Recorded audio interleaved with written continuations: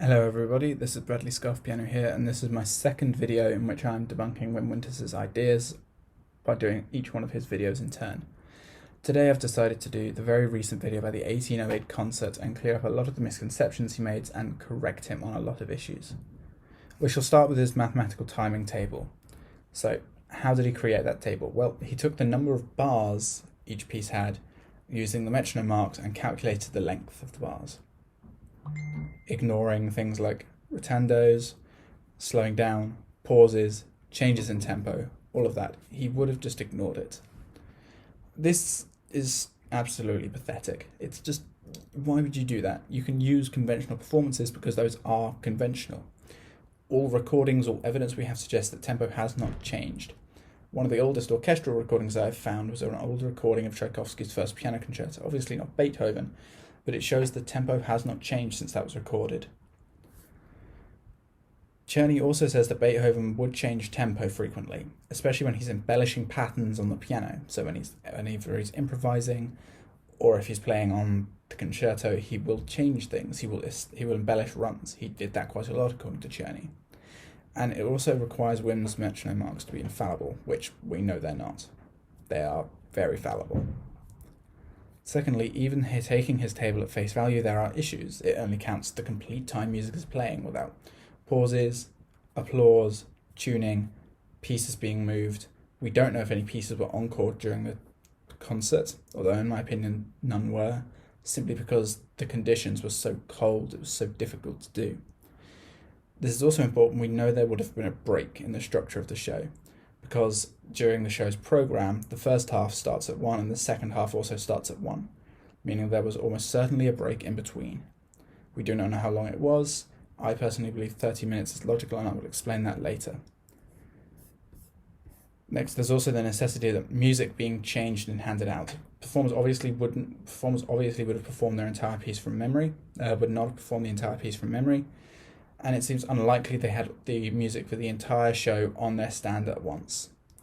So it's entirely possible that they either had to pick them up off the floor from next to them or have them collected from someone who would have gone around and handed them out.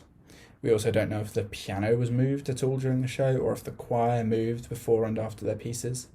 Even if you were just to account the applause of which that happened between each movement, if we can assume that there was 30 seconds to a minute of applause, you are still looking at 10 to 15 minutes of applause time alone throughout the entire 4 hours.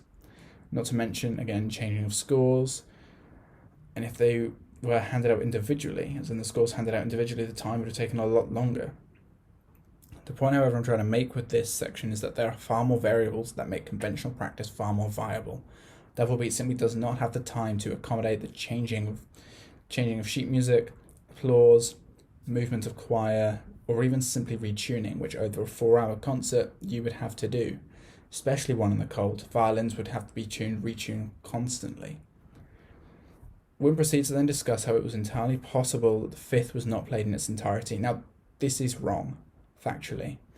Contemporary reviews from the following year describe the entire symphony being played, and when I say following year, I mean in February. They said it was played and it was very quickly cemented as a classic amongst the orchestras, right up with the final 4 symphonies of Mozart and the great Haydn symphonies. In fact, one concert, which was admittedly in 1826, so quite a bit later, was the only concert I could find where it was explicitly stated only the finale was played. The reviewer, however, states that it was only the finale that was played because they had also just played the entirety of the last 4 Mozart symphonies, so 38, 39, 40, and 41. They were all played in their entirety. And he even said the fifth was the most well-received performance in the afternoon and was a shadow without the preceding movements, explicitly saying that in the case of the fifth it was exceptionally unusual not to play the entire symphony.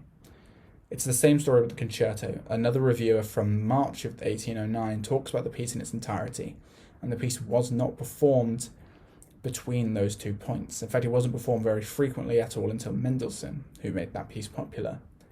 And this is the discrepancy because Wim is comparing chamber music. He's comparing how sonatas and chamber music was treated to how symphonies were treated, which is completely different. And also, it was a premiere. It's very unlikely that he wouldn't have given a premiere of the entire symphony. Maybe if the symphony was popular, you would mix movements together or only play one. but you wouldn't just play one single movement at a premiere, especially for an important premiere as the Fifth. Beethoven knew the Fifth. He knew the Fifth Symphony was going to be more important. That's why in the program it comes after the Pastoral. So why is the symphony not labelled as having all parts like the Pastoral as well? It's quite possible because the Pastoral has 5 movements, just alerting the audience to the fact that it does have 5 movements, but also the Pastoral Symphony has descriptions akin to Berlioz's Symphonie Fantastique, such as the first one being By the Brook and so on.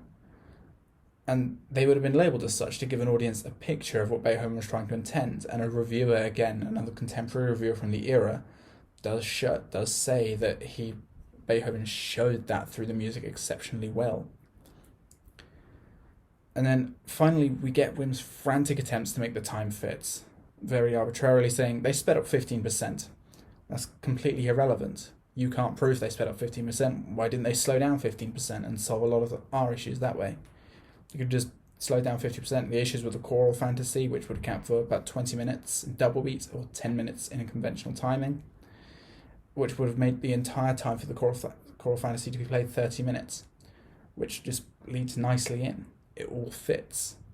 And the reason it all fits, and the reason we know it all fits, is because there was a reconstruction concert in 2020, earlier this year. They reconstructed the entire concert, starting with all the same pieces, in the same order, with a half-an-hour interval in between. And the total time for the concert started at 2 o'clock in the afternoon and finished at 6:15, 4 hours and 15 minutes.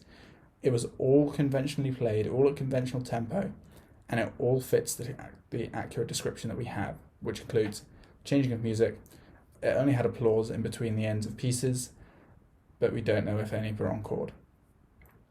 Again, this is the death knell to Wim's theory, because we have reconstructed that concert, we've witnessed all the music in a live performance, and it still took over 4 hours.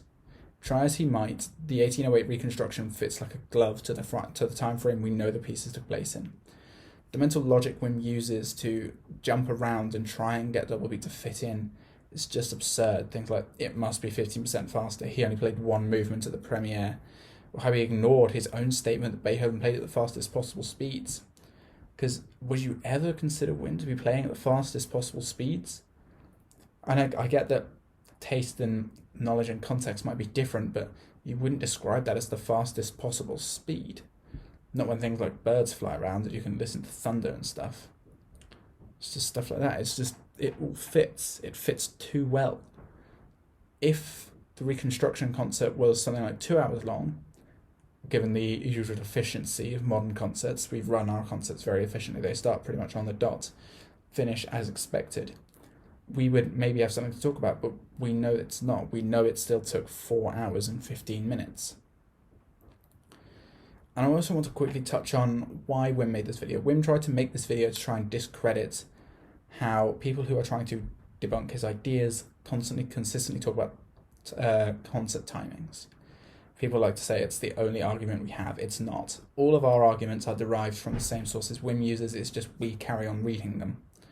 For example, his source a few weeks ago on London 1821, the very next page had the description of how to use the metronome in explicitly single beat, whilst complaining about the speeds on the other page. And he just completely ignores that. But the reason why this one was so particular was because the 1808 concert is very, very important. It's a very important concert. And of course, it doesn't always fit. Things don't. It's not that smooth. But we also have other concerts. We know the length of Don Giovanni, for instance. We know how long a church cantata should be. We know how long Bach's B minor Mass was commissioned to be. And they all fit with conventional timings, without any fail. They all work. And this is just the most important one. The 1808 concert is the most famous because it's the longest. The better example, I believe, would be something along the lines of Don Giovanni, where you compare that to double beat timings, and I will be doing a video on that shortly. Another good example that springs to mind is just simply looking at the timings for ballet, because we do have original choreography for things like ballets. We have the original choreography for Tchaikovsky's ballets. And unless you can spend twice as high in the air as you usually can, there's no way those pieces were double beat. However, Tchaikovsky is completely not double beat. Any other claim to the contrary is just foolish, and they have no ability to discriminate melodic intent.